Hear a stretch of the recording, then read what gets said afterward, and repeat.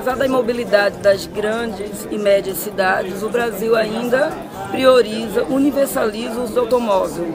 Estamos pagando preço por isso. Essa política de Estado no Brasil, de universalizar o uso e a propriedade do carro e colocar o transporte público, as bicicletas e as calçadas como política de mercado e não como política de Estado, fez com que se acreditasse que era possível, ao infinito, prover de sistema viário a fluidez do automóvel. O que aconteceu em 2012 é que esse mito caiu por terra. Um mito que nós já falamos há mais de 15 anos, aqueles que atuam defendendo a mobilidade sustentável. E esse mito caiu por terra junto com o nascimento da lei da mobilidade urbana, que é a Lei 12.587, onde ela propõe exatamente o contrário dessa lei. Ela propõe que a via seja democratizada, que ao automóvel não se reserve, como hoje, mais de 90% do sistema viário e que ele circule nos 30% e os outros 70% seja feito pelo transporte público, pelas calçadas e pelas faixas exclusivas, ciclovias para a bicicleta.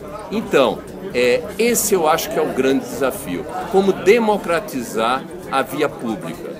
E, em segundo lugar, como fazer com que os investimentos públicos se voltem, por exemplo, em primeiro lugar e emergencialmente, para que o usuário não pague todo o conjunto da tarifa e mais subsidie ainda as gratuidades, todas as políticas sociais, pague todos os tributos, fazendo com que a tarifa de transporte seja mais acessível. E o automóvel não seja apartado dessa política, ele seja integrado através de uma política de estacionamento, onde a gente incentive a localização de estacionamento nas pontas dos sistemas estruturais de metrô, BRT, corredores de ônibus e outros tipos de modais, e, em contrapartida, a gente elimine todo e qualquer estacionamento onde circulem ônibus e nas áreas centrais e corredores das cidades. Quer dizer, essas propostas estão aí, estão na mão do poder público, estão de forma, e a sociedade já sabe disso. A sociedade já elaborou propostas, já elaborou um pacto da mobilidade que vem na direção dessa lei e estamos esperando que nós saiamos dessa inércia e que nós possamos ter no futuro uma mobilidade sustentável e que nós não tenhamos perda ambiental e também perda de investimentos públicos.